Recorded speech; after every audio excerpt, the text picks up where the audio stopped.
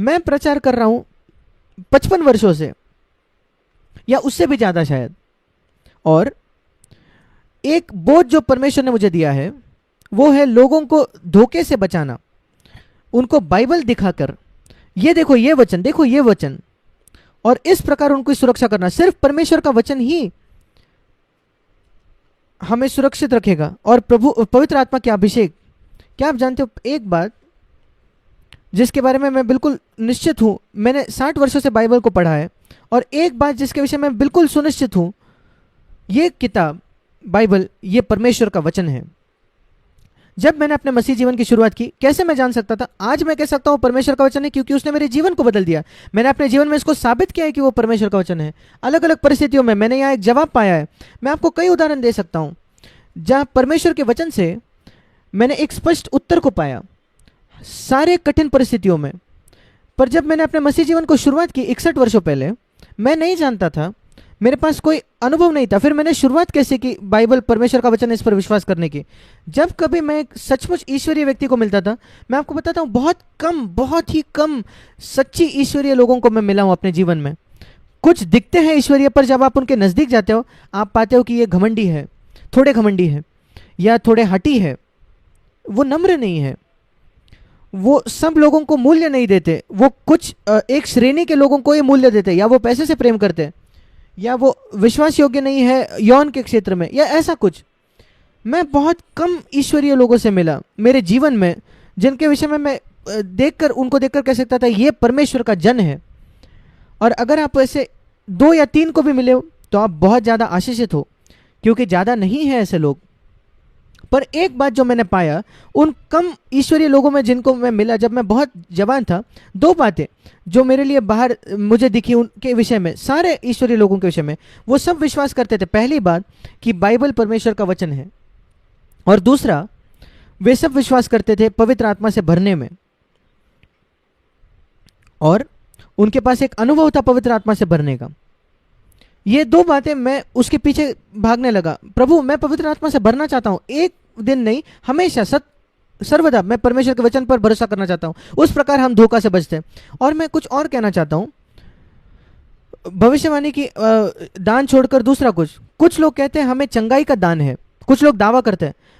मैं आपको परिचय इस प्रकार से देना चाहता हूं, मेरे पूरे जीवन में एक विश्वासी 61 वर्षों से मैं हूं, और मैं कई देशों का गया हूं, मैंने कई किताबें पढ़ी है, हर प्रकार के डिनोमिनेशन, पेंटिकॉस्टल हो या दूसरे डिनोमिनेशन हो, मैं कई हीलिंग की सभाओं में गया हूँ, चंगाई की सभाओं में। मैं आपको यह बताना चाहता हूँ, मैं इसके विषय में सुनिश्चित हूँ, आपको मुझे इससे सहमत होने की जरूरत नहीं। मैं चंगाई की दान में विश्वास करता हूँ, वो एक दान है जो पहले कुरिन्थियों 12 में लिखा है।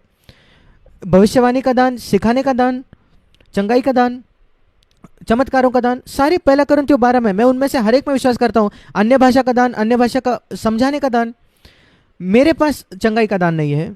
जो दान परमेश्वर ने मुझे दिया है वो है सिखाने का, शिक्षक होने का। इवेंजलिज्म भी नहीं, सुसमाचार भी नहीं। मैंने कोशिश की सुसमाचार देने की। मेरे जवान दिनों में मैं ट्रैक्स देता था हर बस में, हर ट्रेन में, और मैं सड़कों पर खड़ा होता था कई साल तक, और मैं प्रचार करता था, पर किसी का नया जन्म नहीं हुआ। मैंने देखा कि मैं सुसमाचार प्रचारक नहीं हूँ, मुझे वो स्वीकार करने दो। मैं चाहता था होने को, मैं बहुत उत्सुक था कि जिन्होंने सुसमाचार नहीं सुना उनके पास जाना है। और मैंने नेवी में अपना जॉब छोड़ने को तय किया। मैंने कहा प्रभु तू मुझे कहीं भी भेज, मैं जाऊंगा, पर मैं जाकर प्रचार नहीं कर सकता दूसरे लोगों को, अगर तू मुझे दान न दे सुसमाचार का। मैं घमंडी नहीं होना चाहता कि मैं जाकर सुसमाचार प्रचारूंगा, नहीं। मैं हर एक व्यक्ति को गवाही दे सकता हूं, पर एक मिशनरी होने के लिए आपको एक सुसमाचार का दान होना चाहिए, और मेरे पास वो नहीं था। और मैंने पाया परमेश्वर ने मुझे सिखाने का दान दिया था। जब मैं प्रचार करता था बहुत कम लोग नया जन्म पाते थे, पर जब मैं मीटिंग में जाकर सिखाने लगता था कई लोग समझने लगे बाइबल को। और मैंने पाया कि मेरा दान है, और शुरुआत में मैं उसको बहुत कम हिस्से मैंने स्वीकार किया सुसमाचार के बजाय। पर आज मैं देख सकता हूँ परमेश्वर चाहता था वो दान कलीसिया में हो, और इस वजह से उसने मुझे जो देखा कलीसिया की क्या जरूरत है, इसलिए वो दान मुझे दिया। और कैसे आप जान सकते हो एक व्यक्ति एक अच्छा डॉक्टर है या नहीं? हम उदाहरण लेकर देखते हैं। आप एक डॉक्टर के पास एक बीमारी लेकर जाता हूं, और वो आपको बताता है कि इस बीमारी का कारण ये है, और आपको बताता है आपको क्या करना चाहिए, एक दवाई लेनी चाहिए, या आपको क्या काम करना चाहिए ठीक होने के लिए, और आप उसको करते हो और आप चंगे हो जाते हो। ये एक अच्छे डॉक्टर की निशानी है। अगर आप दूसरे किसी के पास जाओ जो डॉक्टर नहीं है और वो कुछ बातें बताता है और कुछ नहीं होता, आप कितने बार उस डॉक्टर के पास जाओगे?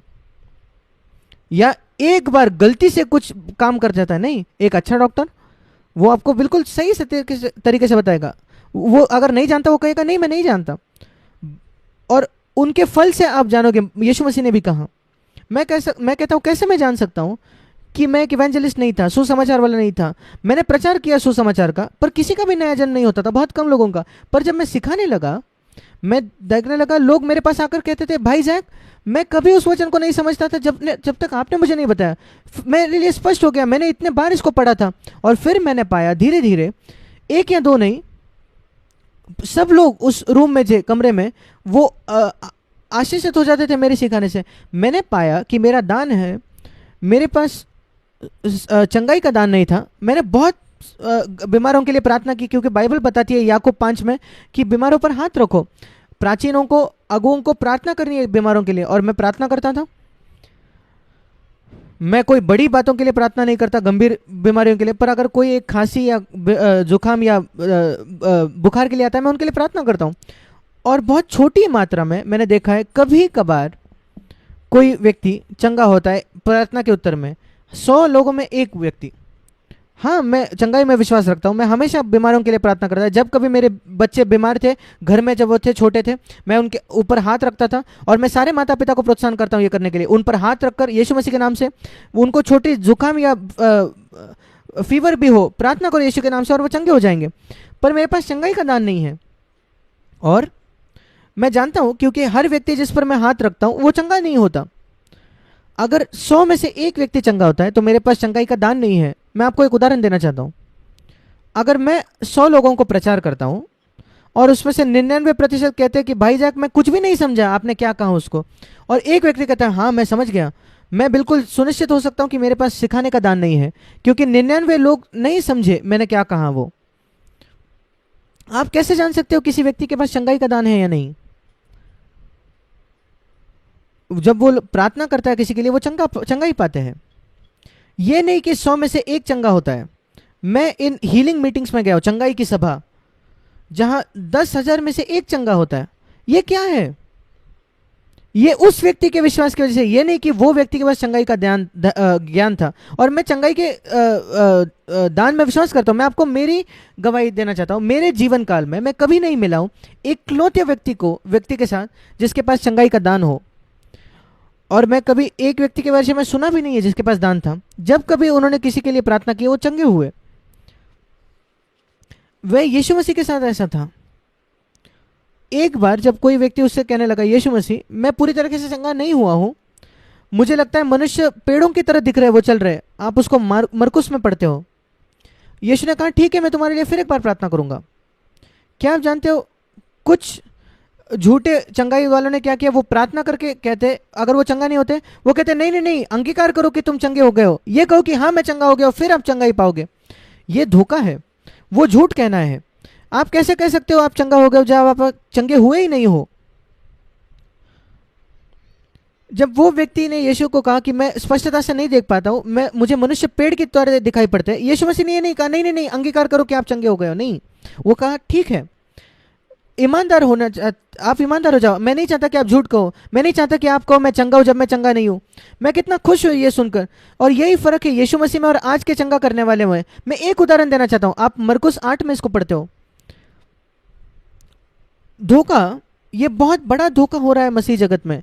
ये सबसे पहला चिन्ह है अंतिम दिनों का। और मैं चाहता हूं कि आप मेरे साथ निकालें एक दूसरा वचन चंगाई के संदर्भ में आगे जाने से पहले।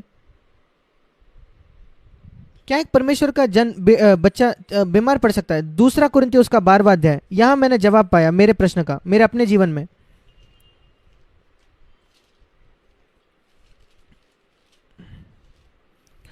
मैं आपको 2 बीमारियां बताता हूं जो मेरे पास है, जो आप देख पाते हो। मेरे बाल नहीं है और मैं चश्मा पहनता हूं। क्या आप जानते हो ये बीमारी है? क्या आप जानते हो मैं स्वर्ग में मेरे बाल होंगे, मैं ऐसा बिना बाल का नहीं होऊंगा। आप अचंभित हो जाओगे मुझे स्वर्ग में देखेंगे, मेरे बाल हो गए और मैं चश्मा नहीं पहनूंगा। इसको मायोपिया कहते हैं, ये एक बीमारी है, चश्मा लगना। और ये चंगाई वालों को मैं बहुत अचंभित होता हूँ कि वो कहते हैं कि मैं चंगाई का दान है, और वो उनके पास बाल भी नहीं है और वो चश्मा भी पहनते हैं। आइए हम अपने आप को मूर्ख ना बनाए, क्योंकि अगर परमेश्वर चंगा करता है, क्या वो सारी बीमारियां चंगा करता है? नहीं, बिल्कुल नहीं।